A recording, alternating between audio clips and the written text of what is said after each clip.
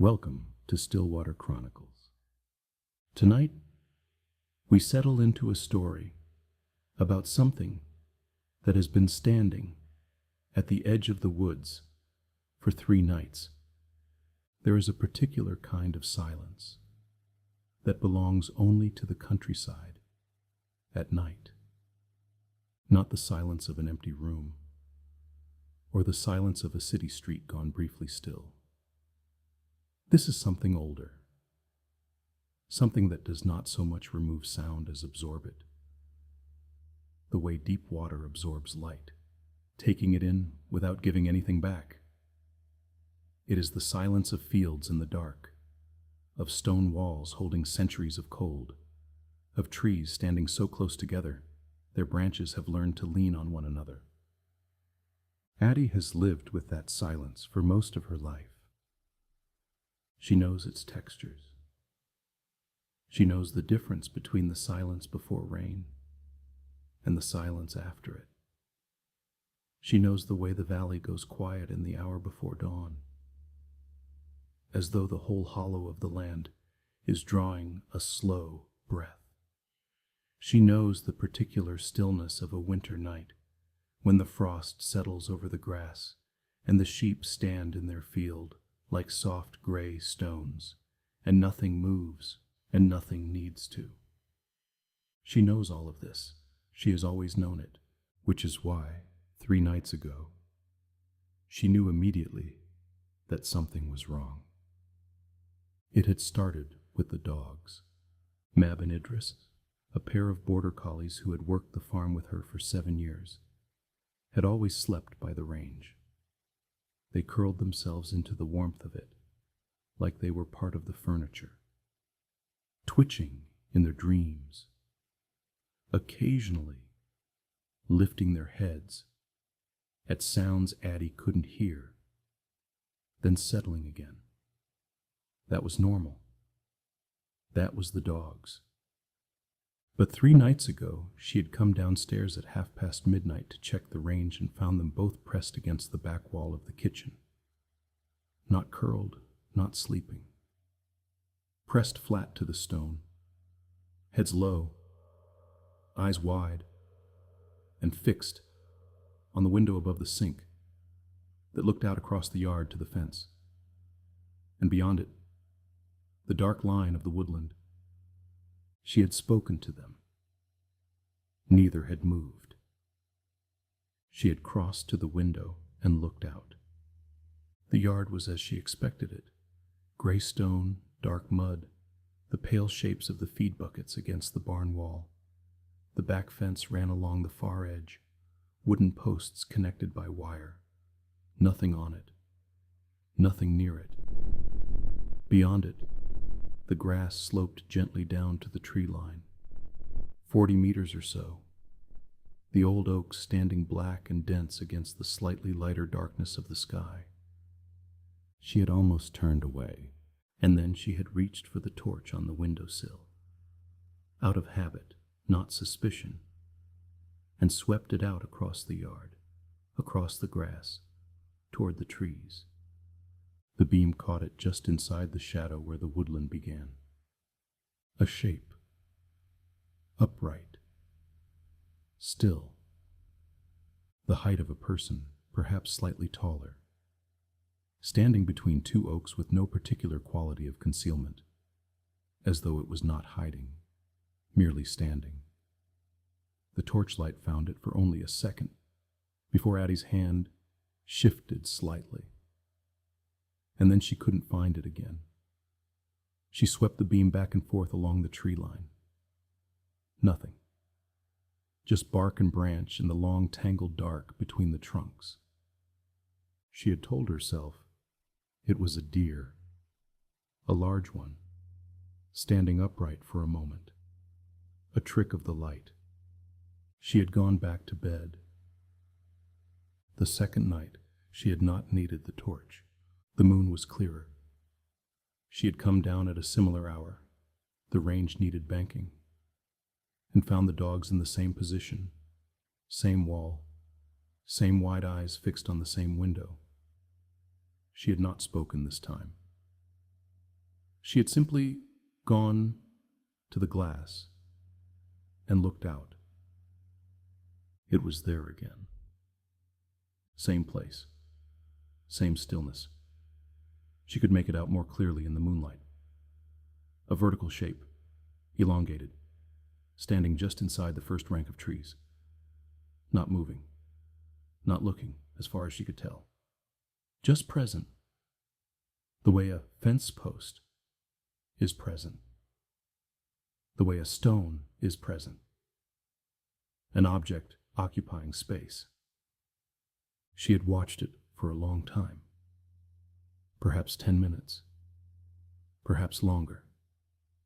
The kettle boiled and she didn't hear it. The range ticked and she didn't notice. She just stood at the window with her hands pressed flat on the cold edge of the sink and watched the tree line and tried to understand what she was seeing. The shape did not move. When she finally looked away, her neck ached from holding still. On the third morning, she noticed the sheep. She had 12 ewes in the back field, a small flock by any measure, but they were hers, and she knew their patterns the way you know the patterns of anything you have watched long enough. They grazed in loose clusters, always drifting gradually toward the lower end of the field, where the grass was better, usually spreading to within 15 or 20 meters of the back fence by midday. That morning, they were all at the top of the field, bunched together, which wasn't like them, facing away from the fence, which wasn't like them, standing very still in a way that reminded her, unpleasantly, of the dogs. She called to them, and they turned their heads to look at her, but did not move toward the gate, did not spread out, did not graze. They just stood in their tight, nervous group at the top of the field and looked at her with their flat, pale eyes, and then looked away again. She walked the fence line. She didn't know what she was looking for. There were no marks in the mud on the far side, no broken wire, no disturbance at the base of the posts. The tree line was 30, 40 meters away, and in the daylight it was only trees. Familiar, benign, an old woodland she had walked since she was a child, full of bluebells in spring and the sound of pigeons in summer and the smell of wet leaf and cold earth. She stood at the fence and looked into the trees for a long time. The trees looked back, the way trees do, which is to say, they did not look back at all. They were simply there, still, rooted. She told herself she was overtired. She told herself there was a rational explanation for all of it, if she could only find the right angle. She walked back up to the farmhouse and put the kettle on, and did not think about it for the rest of the afternoon. That night was the third night. She did not go to bed. She sat at the kitchen table with a mug of tea gone cold, and the range burning steadily beside her, and the lights off, because somehow the dark felt more honest than the light, more suited to what she was waiting for. She could see the yard through the window above the sink. She could see the fence, a pale line in the dark. She could see, just barely, the shadow of the tree line beyond it. Mab and Idris were in their usual positions against the wall. They hadn't tried to go near the range in 3 nights. Addie sat with her hands wrapped around the cold mug and waited. The clock above the door moved, 1/4 midnight, 1/2. The range settled and clicked, and the orange light from its vent made a small, warm rectangle on the flagstone floor. Outside, the wind had dropped entirely. The valley was holding its breath. At 10 minutes to 1, she got up and went to the window. She didn't reach for the torch. She knew it would be there. It was. Same place, same stillness. But the moon was fuller tonight, and cleaner, and the light came down through the clearing at the edge of the oaks at an angle that gave her more than she'd had before. She could see the shape, with a clarity that made something shift in her chest. A slow and quiet movement, like a stone settling at the bottom of cold water. It was tall, taller than she had registered on the previous nights. Or perhaps she was seeing it more accurately now. It stood with a straightness that was almost architectural, a vertical line against the verticals of the trees. And she could see, she thought she could see, the suggestion of arms at its sides. Long arms, long and very still. She pressed her forehead gently to the cold glass and looked. The shape did not move. She did not know how long she stood there. The cold from the window spread across her forehead and down the bridge of her nose, and she let it. The range ticked behind her. Somewhere outside, far away, up on the hillside, beyond the trees, an owl called once. A long single note, and then nothing.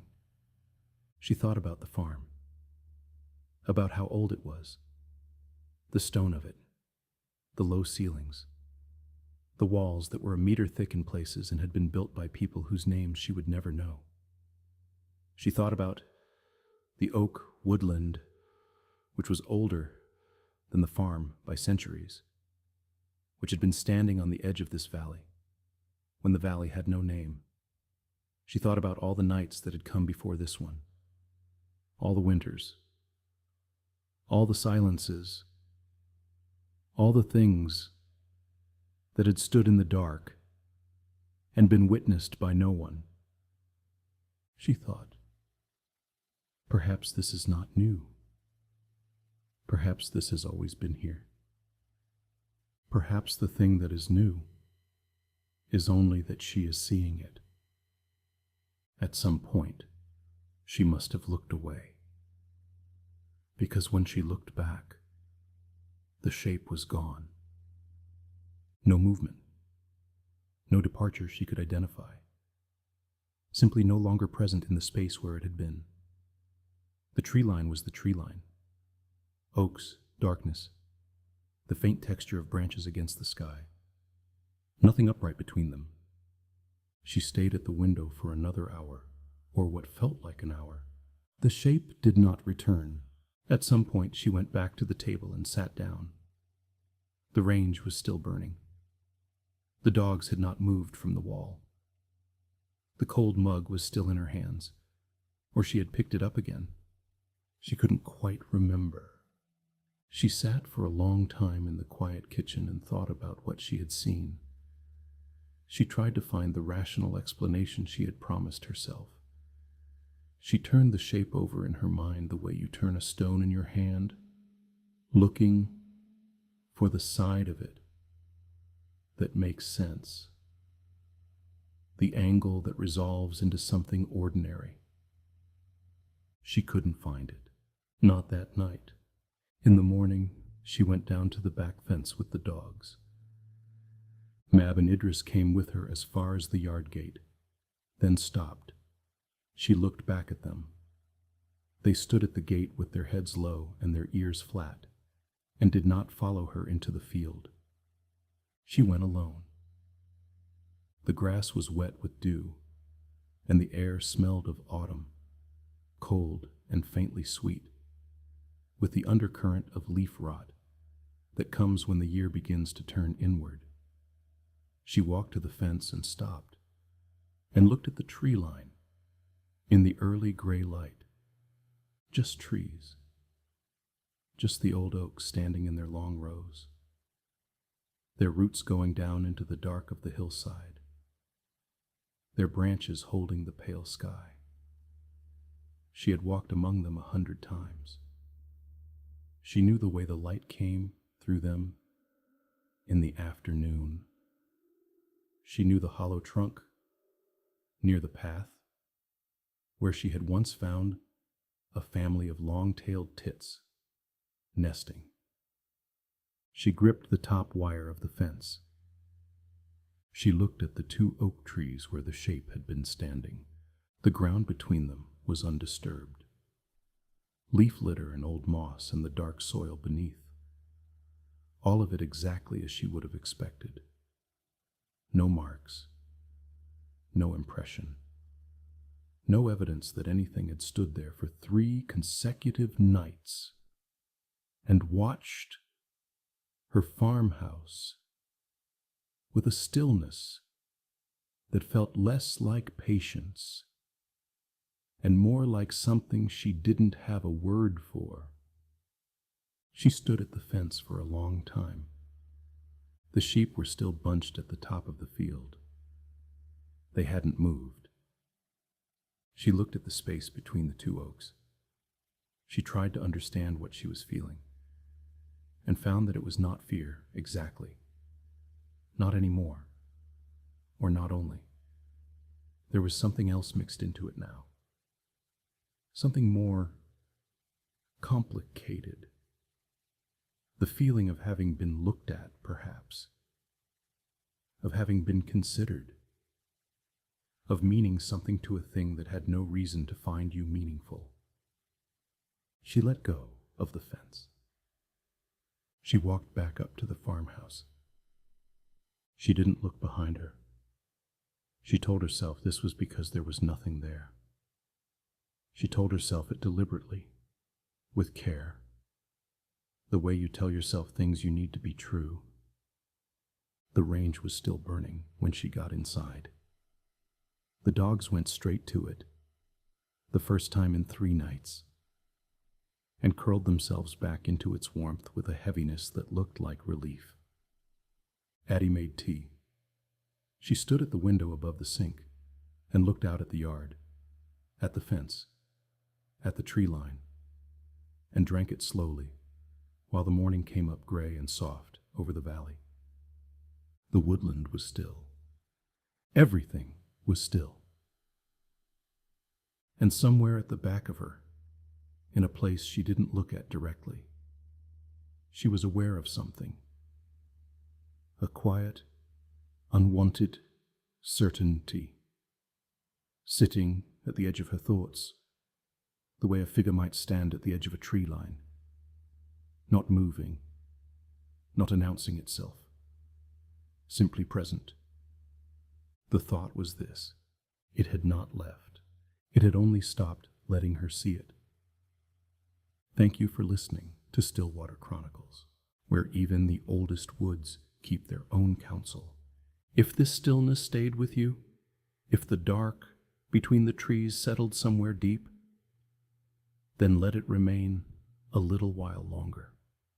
Some things at the edge of the wood are not meant to be understood, only witnessed. Rest now.